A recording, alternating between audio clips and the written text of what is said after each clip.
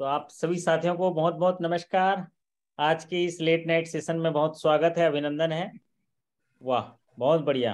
वरुण जी, अगर नमस्कार, अगर ढंग से सोना है तो जाग जाओ। है कितनी बेहतरीन चीज है ना, कि अगर जीवन में सुकून से सोना है तो जाग जाइए। कहने का तात्पर्य ये होता है कि हमको कुछ समय जगना होता है अपने जीवन को सुकून में लाने के लिए, और इसीलिए हमारे होनहार साथी लोग जगे रहते हैं। और कुछ साथी जो हैं सुबह जल्दी जग जाते हैं और अपने जीवन में सुकून के लिए वो सुकून से सोने के लिए जो है जग जाते हैं। तो ये देखिए कितना शानदार नज़ारा है ना वरुण जी, अच्छा लग रहा है, अच्छा लग रहा है ये सफर जो ट्रेन का। हम्म कहने का तात्पर्य है, ये जो सीन दिखाने के लिए भी एक सीखने आपको मिलता है कि जीवन में जो है ना, जब भी ठहराव हो जाए, जीवन में जरा दुख लग जाए आपको, या ऐसा कोई तनाव आ जाए, तो एकदम ट्रेन पकड़ लीजिए। एक सफर की ओर चल दीजिए, नई मंजिल की ओर चल दीजिए। तो आपके जीवन में एक नई मिठास आ जाएगी, नई उमंग आ जाएगी, नई चीजें ऑब्जेक्ट आपके सामने आएंगे, तो आप उनको जो है देख के अपना दिमाग जो है उस तरह इंगेज कर लेंगे, और पुरानी चीजों से आपका ध्यान जो है हट जाएगा, और नई चीजों के लिए धनात्मक ऊर्जा ऊर्जा के साथ आप जो है उस काम में लग जाएंगे। तो छोटा सा सेशन लेके मैं आपके पास आया हूँ।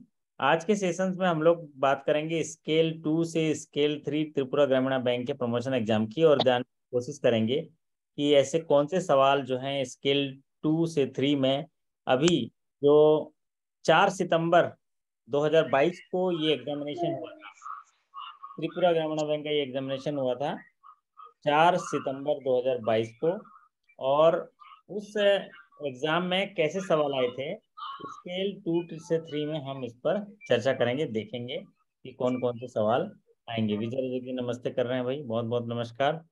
और तमाम साथी जो हैं, काफ़ी साथी जो हैं एकदम बढ़िया तरीके से रात्रि विश्राम में लगे होंगे, लेकिन आपके घर के इस तमाम जिम्मेदारी और अपना स्वास्थ्य और अपने रिक्रिएशन को देखते हुए अपना समय आप यूटिलाइज करिएगा।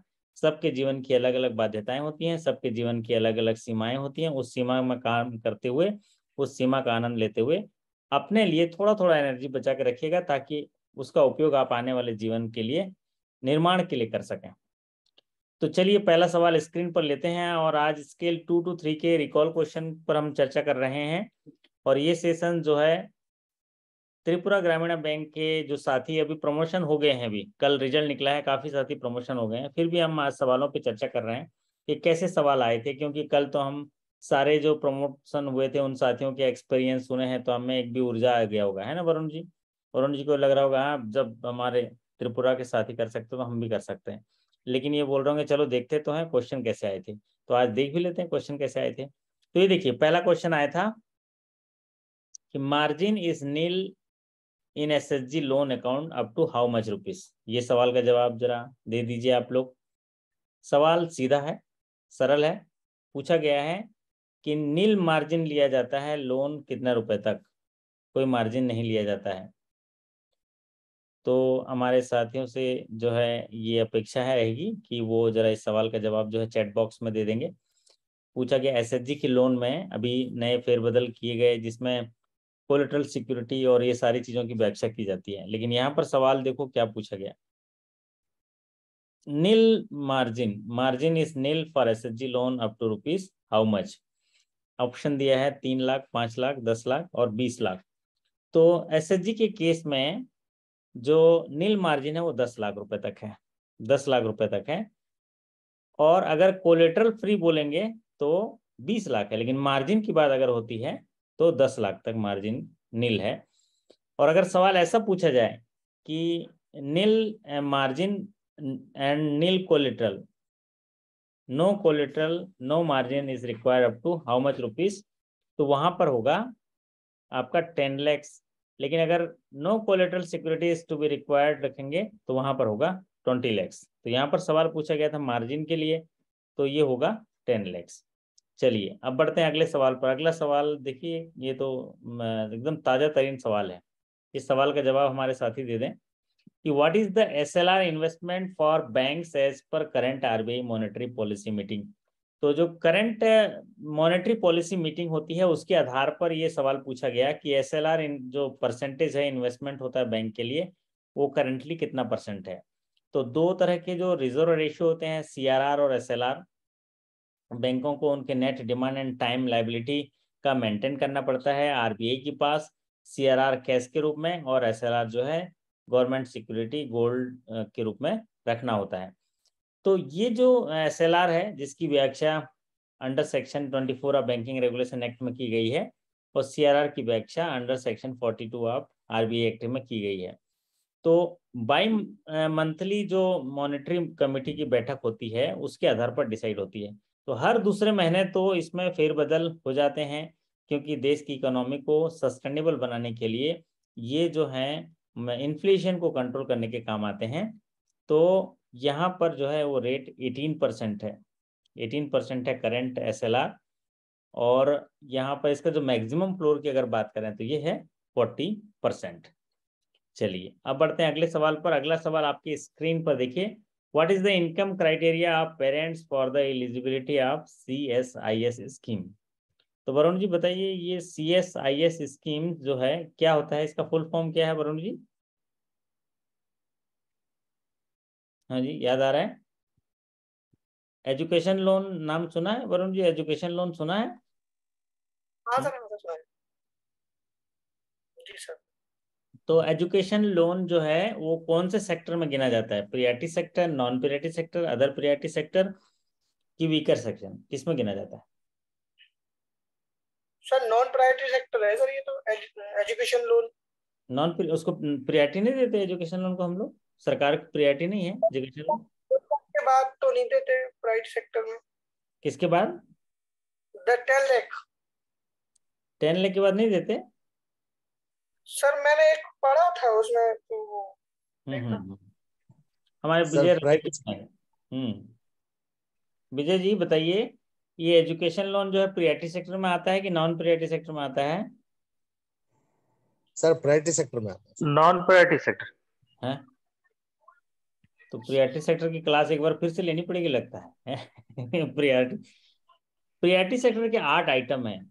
पहला हाँ सर, एग्रीकल्चर, याद आ एग्रीकल्चर गया। है। हाँ, 8। एग्रीकल्चर है प्रियॉरिटी। फिर उसके बाद होता है एमएसएमई, फिर उसके बाद होता है हाउसिंग लोन, फिर होता है हाउसिंग लोन। एजुकेशन लोन, फिर होता है एक्सपोर्ट फाइनेंस, फिर होता है रिन्यूएबल एनर्जी, फिर होता है सोशल इंफ्रास्ट्रक्चर, और वीकर सेक्शन ये अदर प्रियॉरिटी सेक्टर कहते हैं। तो हाँ आप सर, यहाँ पर एजुकेशन लोन तो प्रियॉरिटी सेक्टर में आता है। हाँ सर, हाँ, याद आ गया, बिल्कुल। याद आ गया, बढ़िया बात है। हाँ, लेकिन इसमें भी सीलिंग है, एक सीलिंग है कि maximum priority sector, maximum loan under education loan is to be classified under priority sector loan, that is 20 lakhs। अगर 20 लाख रुपए तक अगर लोन दिया है आपने किसी एस्पिरेंट को, चाहे इंडिया में वो पढ़ रहा हो या विदेश में पढ़ रहा हो, तो बैंकों द्वारा दिए गए उस विद्यार्थी को जो लोन होता है 20 लाख रुपए का लोन, वो प्रियॉरिटी सेक्टर का हिस्सा होता है।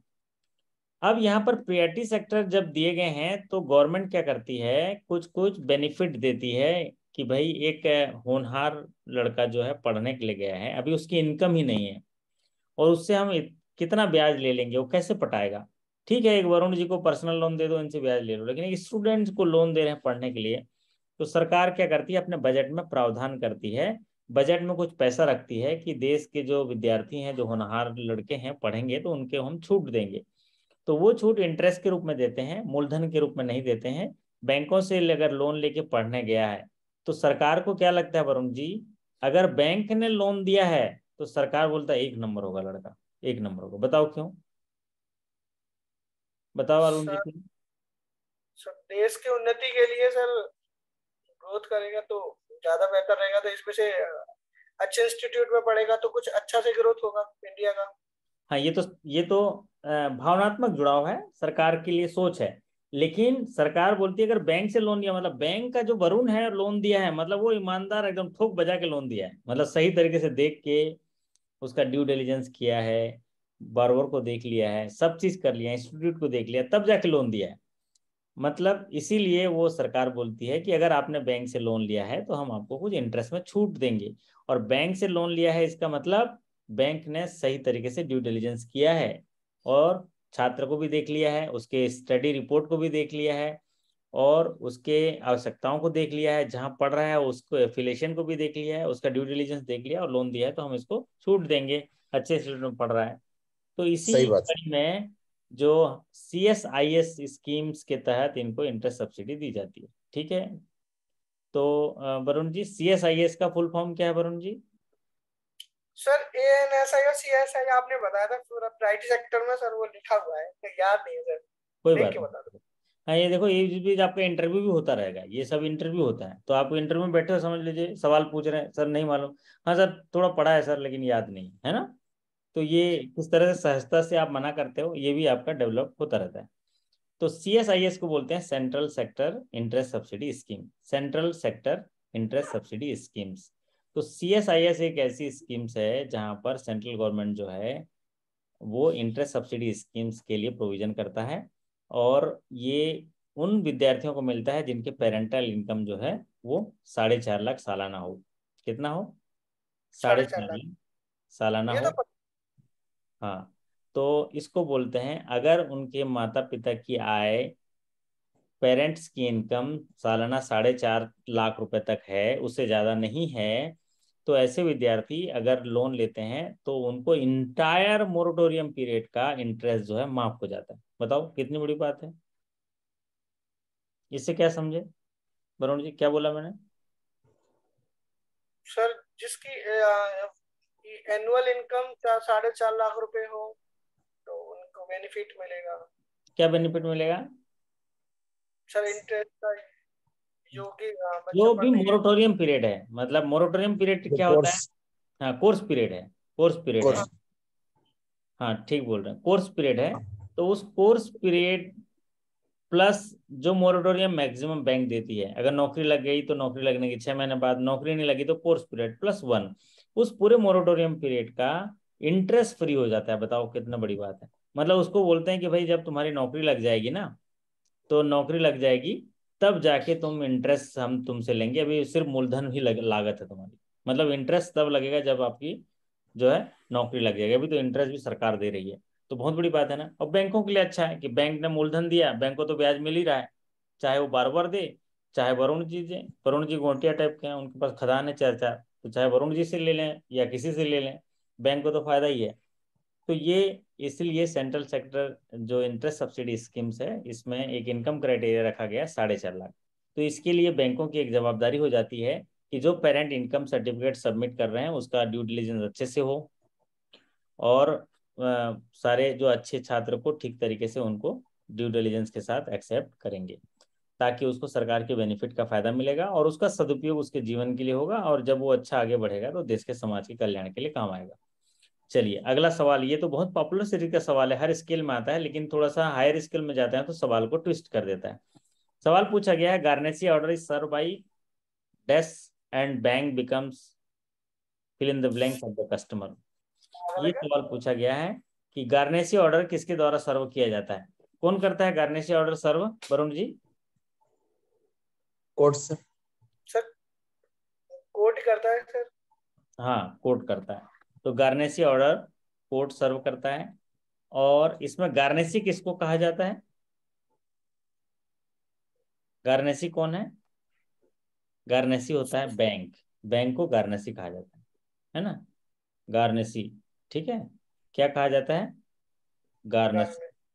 और ये गार्नेसी ऑर्डर जो होता है ये सर्व करता है कोर्ट, किसको? बैंक को। और जब बैंक को गार्नेसी ऑर्डर सर्व हो जाता है तो बैंक कस्टमर का क्या हो जाता है? तो आप बताओ बैंक कस्टमर का क्या होगा जब सर कस्टमर कोई- डेबिटर, हम्म कस्टमर डेबिटर हो जाएगा सर। कस्टमर तो, कस्टमर के लिए नहीं पूछा है, इसमें पूछा है बैंक क्या होगा। बैंक क्या होगा? बैंक जो है डेटर होगा, आप जजमेंट देखिए। हाँ सर, डेटर होगा। बैंक का पोजीशन दोनों जगह वही होगा, डेटर ही है। देखिए कोई पब्लिक जो है बैंक में लाके पैसा दे देती है तो वो क्रेडिटर हो गया और बैंक डेटर हो गया। लेकिन यहाँ पर क्या है, बैंक को गार्नेसी ऑर्डर मिलने की वजह से बैंक डेटर ही रहेगा, लेकिन उस कस्टमर का डेटर नहीं रहेगा, अब कोर्ट का डेटर हो जाएगा। वो जजमेंट डेटर हो गया, क्योंकि वो किसी की देनदारी बाहर है। तो इसीलिए बैंक जो है डेटर होगा और कस्टमर जो है जजमेंट डेटर होगा और गारंटी ऑर्डर इशू करेगा कोर्ट। ये बात हुई क्लियर। चलिए अब बात करते हैं अगले सवाल पर। अगला सवाल पूछा गया है, कुछ आंकड़े दिए थे वहां पर और डीएससीआर कैलकुलेशन करने के लिए उनको जो है कैलकुलेट करना था डीएससीआर। तो आंकड़े दिए थे, data provided, profit after tax, tax amount, interest, EMI, depreciation, ये सारी दिया था, लोन रिपेमेंट, और डीएससीआर कैलकुलेट करने के लिए कहा गया था। तो डीएससीआर का फॉर्मूला आपको याद रखना होगा, profit after tax plus depreciation plus interest on loan divided by interest on loan plus lone repayment in year.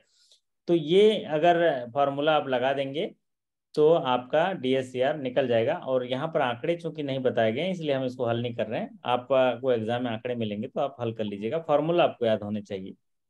तो ये चूंकि स्केल 2 to 3 के लिए है इसलिए थोड़ा सा डीएससीआर कैलकुलेशन के बारे में सवाल पूछा, और हम लोग अभी चर्चा कर रहे हैं स्केल 2 to 3, ये त्रिपुरा ग्रामीण बैंक के लिए। तो अगला सवाल देखिए, ये है सवाल number 6। What is the CD ratio of TGB as on 31 March 2022? तो सीडी रेशियो एक बहुमूल्य इंडिकेटर है बैंक के प्रॉफिटेबिलिटी को, बैंक के जो अच्छा सस्टेनेबल बनाने के लिए। तो सीडी रेशियो पूछा गया टीजीबी का। सीडी रेशियो क्या होता है, बैंक का दो मुख्य तरह काम होता है, डिपॉजिट लेना, लोन बांटना। उनका रेशियो पूछा गया कि आपने जितना डिपॉजिट लिया उससे एवज में कितने लोन बांटे, इनका रेशियो बता दीजिए भैया, हम जान लेंगे आप कैसे कितने पानी में हो। अगर आपने अच्छा काम किया तो आपका सीडी रेशियो ज़्यादा अच्छा होगा, और अच्छा काम हुआ मतलब आप लोन अच्छी तरह से दिए। तो लोन अच्छी तरह से दिए हैं मतलब आपने छांट के बारोवर के सारे पॉलिसीज देख के लिए हैं। तो लोन लोन जो है ना वरुण जी, कोई कठिन काम नहीं है, ज्ञान चाहिए। लोन की पॉलिसी में ये बात क्लियर है, दो तरह से होती है। या तो जो पैसा हम बिजनेस करने के लिए दे रहे हैं उसी की कमाई से पैसा लौटा दे, बराबर वरुण जी, बिजनेस की कमाई से पैसा लौटा दे। अगर बिजनेस फेल हो गया तो भी बैंक के पास ऐसे ऑप्शन होने चाहिए कि बैंक जो पैसा दिया है उसको वसूल सके, तभी लोन करो, बराबर। तो इसीलिए बोलते हैं कि क्रेडिट रिस्क मैनेजमेंट या क्रेडिट पॉलिसी को सीखने की जरूरत है।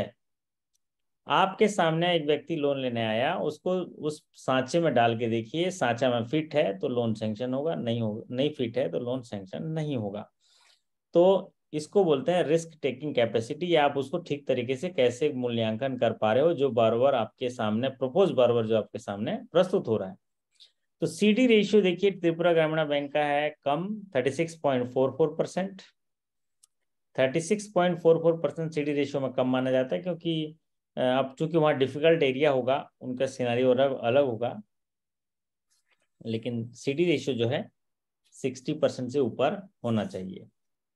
तो सीडी रेशियो अब त्रिपुरा ग्रामीण बैंक 36.44% है। चलिए अगला सवाल आपके स्क्रीन पर यहाँ पूछा गया है कि स्टॉक ऑडिट कब करना होता है as per credit management policy of TGB. Stock audit is required 50 lakh. As per the credit management policy. तो स्टॉक ऑडिट होता है 1 करोड़, अलग अलग बैंक की पॉलिसी के हिसाब से अलग अलग होता है, आप अपने बैंक का देख लीजिएगा। वैसे ज्यादातर ग्रामीण बैंक की बात अगर मैं करूं तो 1 करोड़ पे स्टॉक ऑडिट रिक्वायर होता है, और अगर नेशनलाइज बैंक की बात करें तो 5 करोड़ के आसपास जो है स्टॉक ऑडिट करते हैं। तो ग्रामीण बैंक के कंसर्न में ज्यादातर पॉलिसीज में 1 करोड़ दिया है। अगर किसी साथी ने जैसे बोला 50 लाख है तो वो अपनी पॉलिसी को एक बार रेफर कर ले, क्योंकि ये एज पर उनके क्रेडिट पॉलिसी में ये बात होती है, और चूंकि सवाल ये त्रिपुरा ग्रामीण बैंक का है तो उनके आधार पर ये 1 करोड़ है। चलिए अब बात करते हैं अगले सवाल पर। ये सवाल बड़ा अच्छा सवाल है, इसका जवाब तो हमारे वरुण जी दे देंगे। वरुण जी, एक ऐसे चार्ज की बात यहाँ कही गई है कि एक सिक्योरिटी है, बैंक क्या करती है, बैंक जो भी लोन प्रोवाइड करती है उसमें जो भी एसेट क्रिएट होते हैं, एसेट में चार्ज क्रिएट करता है कि भैया बैंक के पैसे से जो भी चीज किया जा रहा है उस पर हम चार्ज क्रिएट करेंगे। सपोज आप बैंक में आए हैं लोन लेने के लिए, हम आपको पैसा दिए, उस पैसे से आपने क्या खरीदा वो एसेट हो गया, उस एसेट पे हम कब्जा करेंगे, चार प्रभार दर्ज करेंगे, है ना, प्रभार दर्ज करेंगे। तो वो प्रभार दर्ज कौन सा प्रभार दर्ज है जिसमें पोजीशन बैंक के पास नहीं होता? Mortgage, application. Hypothecation, lien, pledge. बताइए वरुण जी क्या है? हाइपोथेकेशन हाँ, हाइपोथिकेशन ही कौन सी बला है? क्या है हाइपोथिकेशन का मतलब, क्या है हिंदी नाम, क्या है इसका?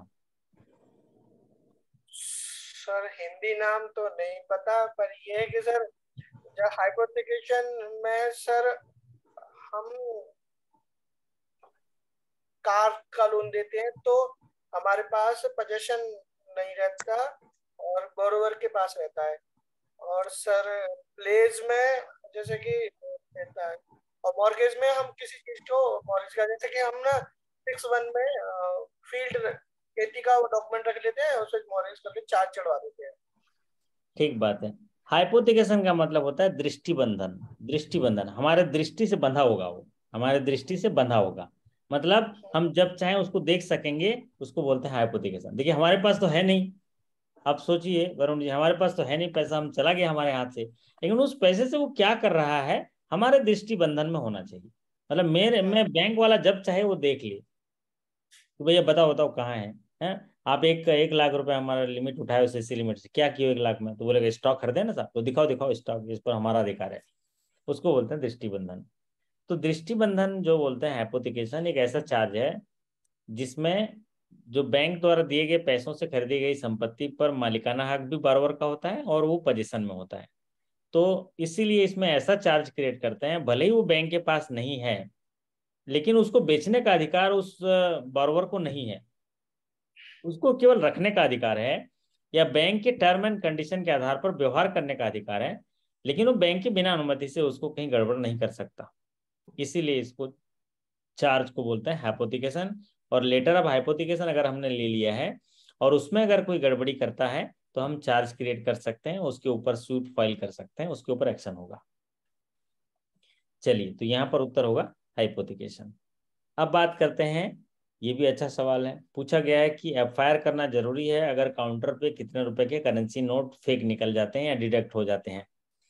तो FIR is to be done by the nodal officer for the counterfeit currency note of detection in counter. कितने करेंसी नोट फेक जाली नोट मिलते हैं तो आप जो हैं उनको एफआईआर करना होता है मैंडेटरी। बताइए वरुण जी, कितने नोट मिल गए तो? मोर मोर देन देन 4। हाँ जी, 4 मोर से देन 4। बहुत बढ़िया। 4 से ज्यादा अगर नोट मिलते हैं तो हमको एफआईआर करने पड़ेंगे।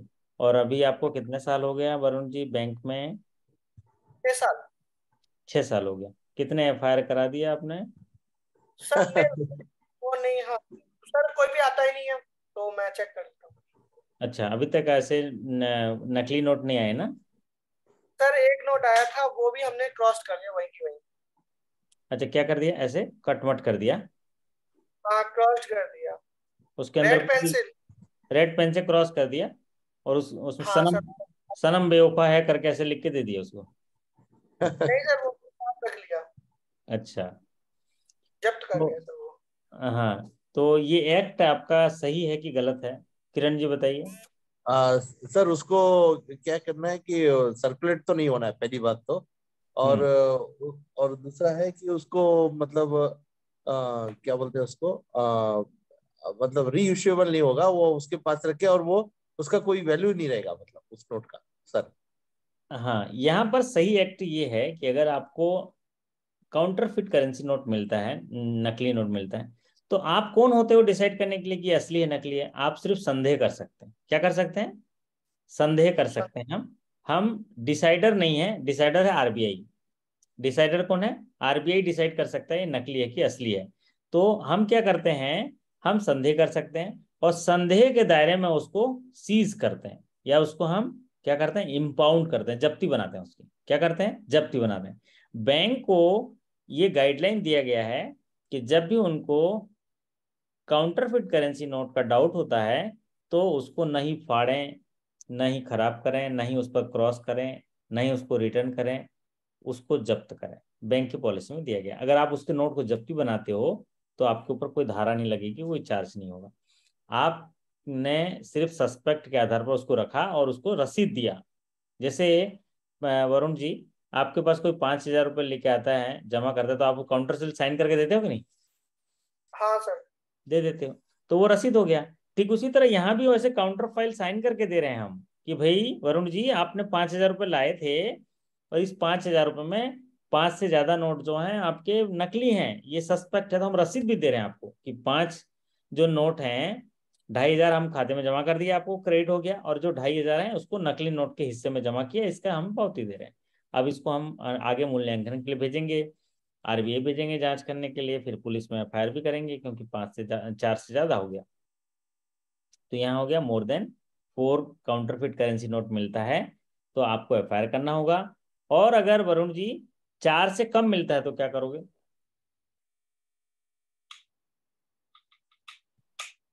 सर 4 कम मिलने पर भी सर जब्त किए जाते हैं और हाँ, एफआईआर नहीं करते सर। एफआईआर नहीं किया जाता, लेकिन करेंगे क्या फिर उसको? जब्त करके करेंगे क्या? कुछ तो करना होगा। सर पढ़ा नहीं है मैंने इतना।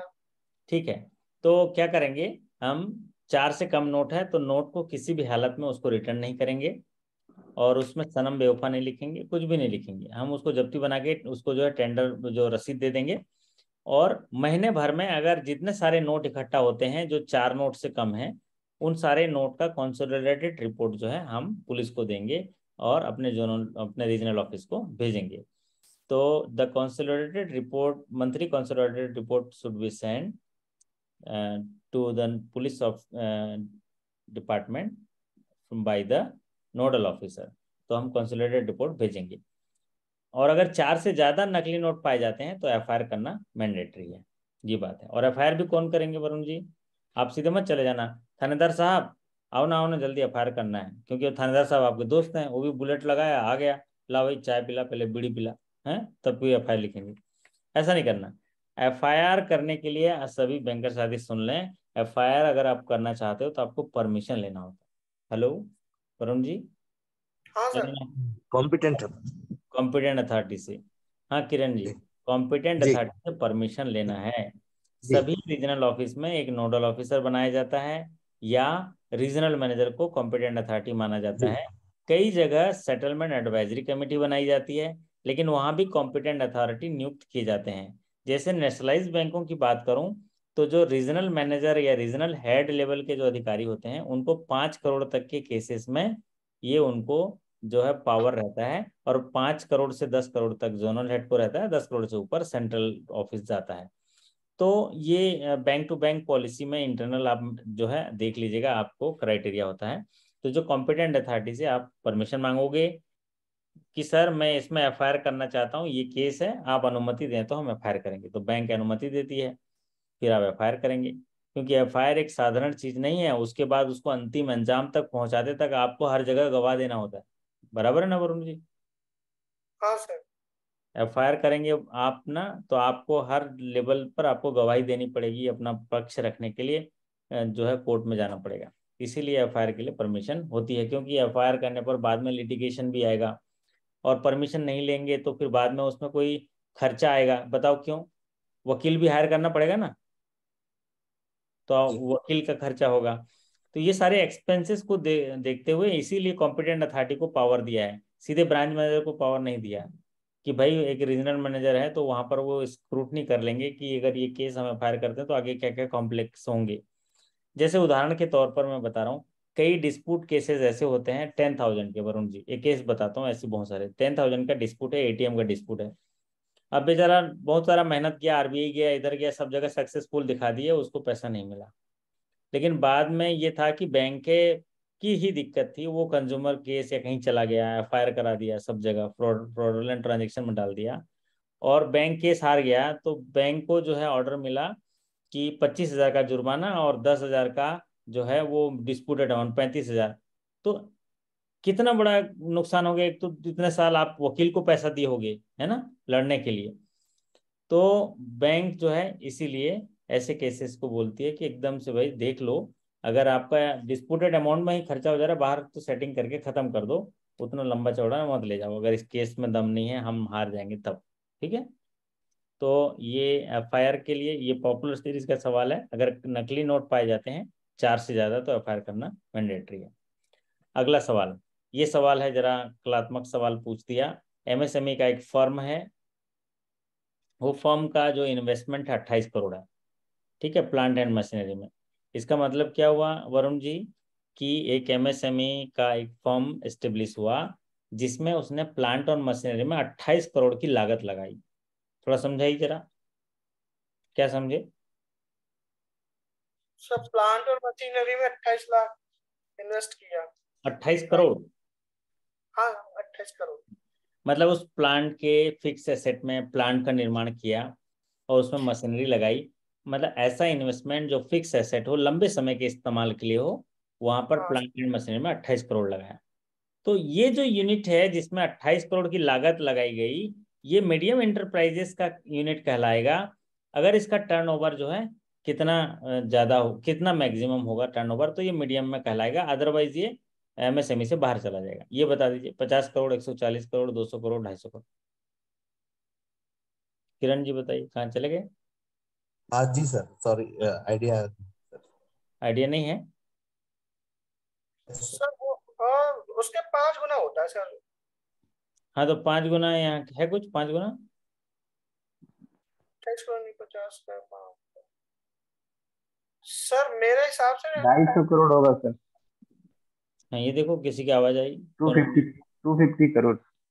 हाँ ये देखो, बोली लगा दी एकदम। है 250 करोड़, अब उससे आगे तो लगा ही नहीं सकते हैं। बोली मारो 50 से स्टार्ट करते तो ठीक है, 140 बोलते, लेकिन सीधे छक्का मार दिया। किसी आवाज आई? आवाज नहीं दिखा। अनवर अनवर हुसैन जी की आवाज आई। वाह! जी सर।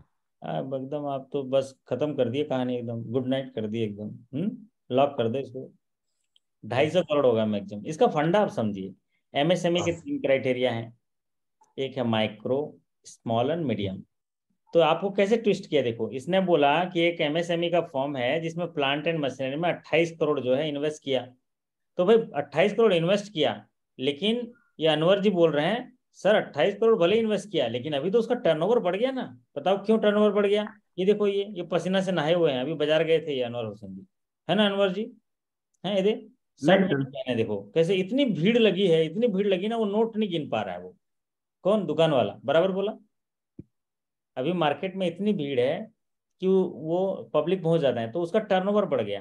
तो टर्नओवर जो है मैक्सिमम कितने तक का डेफिनेशन दिया गया है? अगर 250 करोड़ तक टर्नओवर होगा तो वो मीडियम में कहलाएगा। तो भले ही इन्वेस्टमेंट 28 करोड़ का हो, लेकिन किस्मत तो अनवर हुसैन जैसे है। तो वो अनवर भाई का शॉप जो है चले चला, चले चला।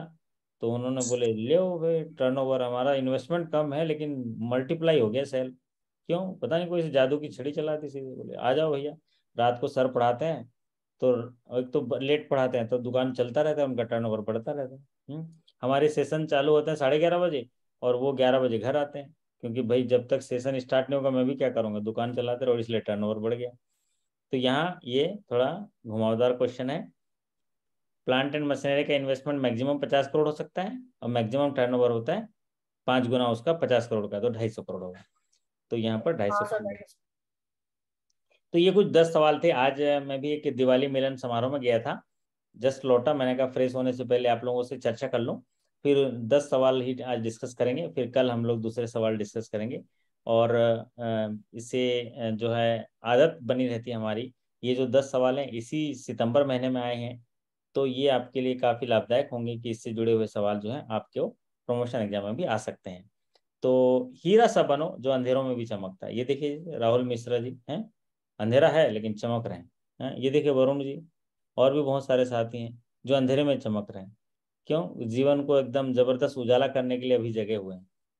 तो आओ फिर से दिया जलाएं, आओ फिर से दिया जलाएं, भरी दोपहरी अंधियारा। आज कठिन चुनौती है जीवन में, है ना?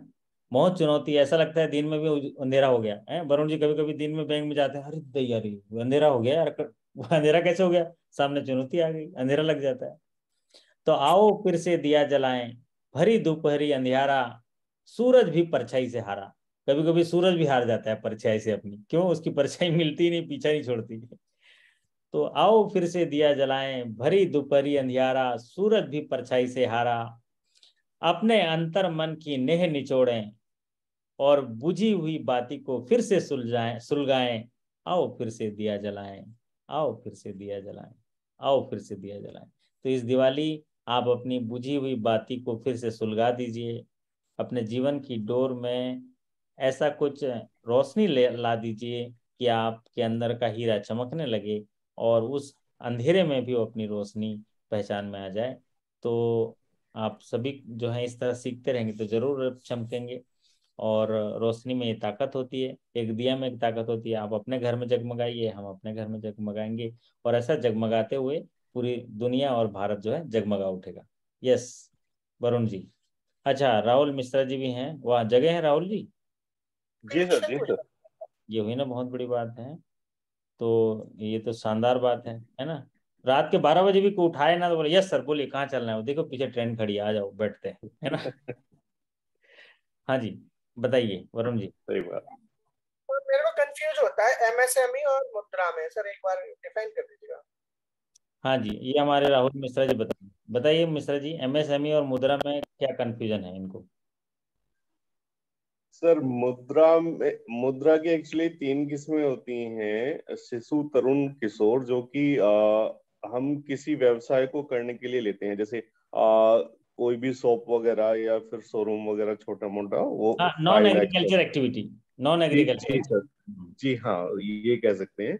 और एमएसएमई में ज्यादा ये होता है माइक्रो, स्मॉल और मीडियम साइज में, जो जिसका कि साइज डिपेंड करता है उसके इन्वेस्टमेंट के ऊपर और उसकी टर्नओवर के ऊपर।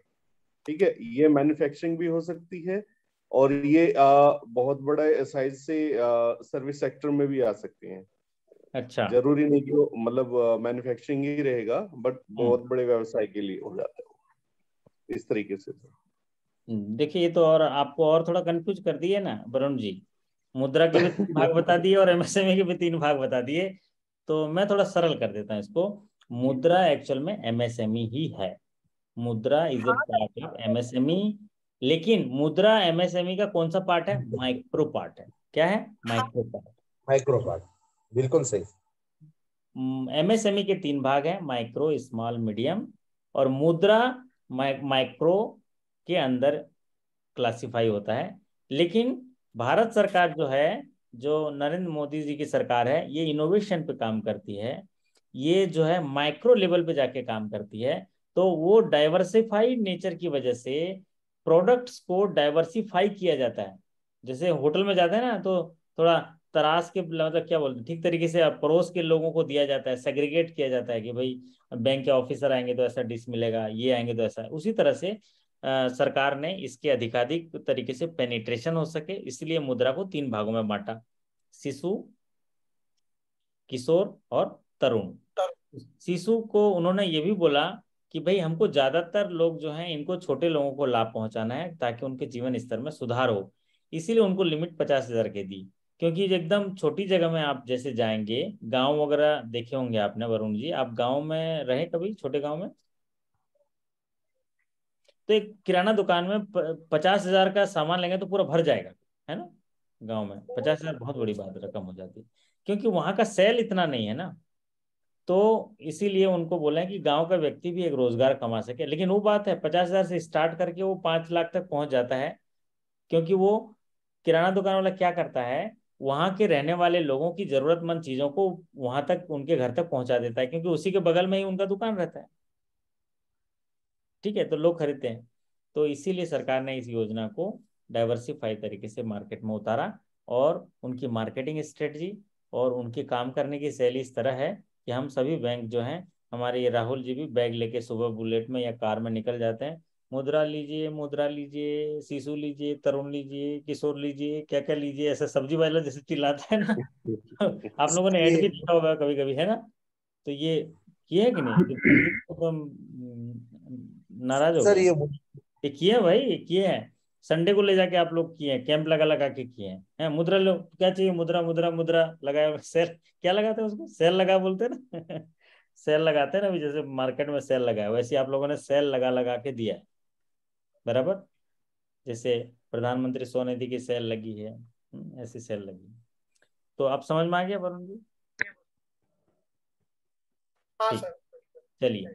तो थोड़ा फेस्टिवल है, फिर भी जितना मेरे को समय मिल पाएगा थोड़ा थोड़ा सीखते रहेंगे। वैसे मेरे बहुत सारे प्लान हैं, लेकिन फेस्टिवल में क्या हो रहा है कि आरबीआई और करेंसी बांटने वाला काम जिम्मा, थोड़ा नई करेंसी बांटने का जिम्मा अभी है सब जगह करेंसी टेस्ट में। तो इसी वजह से ग्राहक सेवा को देखते हुए और एक कुछ अवेयरनेस प्रोग्राम की वजह से थोड़ा डिले हो जाता है। कोई बात नहीं, हम लोग धैर्यवान लोग हैं और हम लोग जो है साहसी लोग हैं, अगले अंतिम तक हिम्मत नहीं हारते। तो जीवन में अगर धैर्य है तो एक बर्फ भी पिघल सकता है ना राहुल जी, है ना? अगर आपके जी अंदर सर। धैर्य है, आप विचलित नहीं हो रहे हैं, तो ठंड आएगा और बर्फ भी बनेगा, है ना? गर्मी जी आएगी और सोना भी तपेगा। तो धैर्य का होना बहुत जरूरी है। तो आप सभी को ये धैर्य की परीक्षा के लिए साहस देते हुए आपके अच्छे कार्य निष्पादन, आपके अच्छे स्वास्थ्य और सफलता की कामना करते आपसे विदा लेते हैं। फिर मुलाकात करेंगे किसी सफर में, फिर किसी एक नए ट्रेन में आपका सफर कराऊंगा। तब तक के लिए आपका धन्यवाद, नमस्कार, thank you so much. Sir. Sir एक यस छोटा सा गुड क्वेश्चन है नाइट। मेरा हाँ सर। हाँ। सर एक छोटा सा क्वेश्चन, एक मैंने कल वीडियो देखा था आपका, उसमें प्रायोरिटी सेक्टर में एजुकेशन लोन का जो है 10 लाख तक ही बताया था। पुराना वीडियो होगा। हाँ सर, वो पुराना वीडियो एक्चुअली वो ऐप में है सर। और हाँ, 2000। आपने ही, हाँ आपने ही एक जगह पढ़ाया था कि प्रायोरिटी सेक्टर में जो है एजुकेशन लोन जो है 20 लाख का है।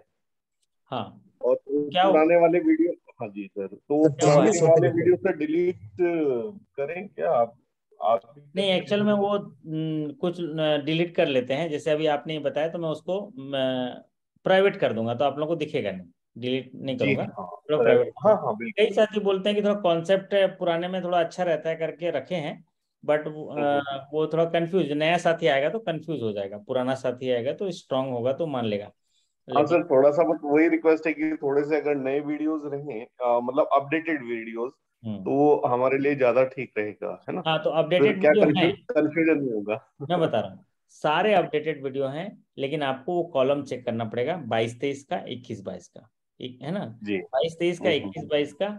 और एक्सपेक्टेड वाले जो सेक्शन है उनमें जो नए वाले वीडियो हैं, तो आप कोशिश जी करिए कि 21-22 का फोल्डर में जाइए और 22-23 के फोल्डर में जाइए। तो 20-21 के फोल्डर में नहीं जाएंगे तो भी चलेगा, ठीक है? 21-22, ठीक और कुछ दिन बाद मैं फिर बोलूंगा 21-22 को भी मत देखना, तो 21-22 को भी नहीं देखिएगा, लेकिन अभी दिसंबर तक 21-22 को भी देखिए। जी अभी जी। 22-23 और 21-22 को देखिए और एक्सपेक्टेड सवाल देखिए। और बाकी ऐसे कहीं डाउट होता है तो फटाक से मेरे को व्हाट्सएप मारिए, एकदम बिल्कुल पहुंच जाएंगे हम आपके पास। आप जी इशारा सर। कर दीजिए कि सर आइए चाय पीने, हम पहुंच गए तुरंत, है ना? Thank you sir, thank you. तो मतलब क्या बोलते हैं ना कि सेंट्रल बैंक की चाय और हमारे वरुण जी की राय और आपके क्या बोलते हैं ये आर्यव्रत बैंक की आय जरूर लेनी चाहिए। सबकी जो है आप सलाह लेते रहिए, आगे बढ़ते रहिए, अच्छी शिक्षा जी, ग्रहण करिए। चलिए मुलाकात करते हैं। शुभ थैंक रात्रि, यू सो मच, सर। ठीक, thank good you, night. Good night.